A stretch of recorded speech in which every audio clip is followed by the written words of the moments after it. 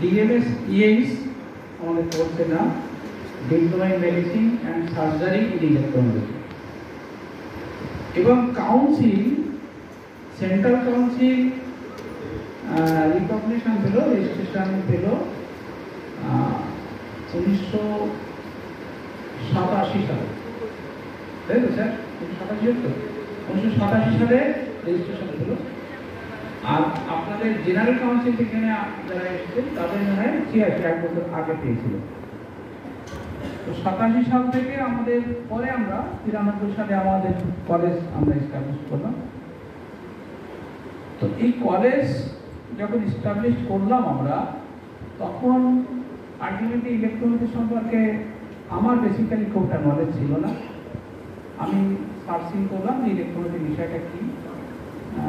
actually 93 সাল 93 সাল বা তার আগে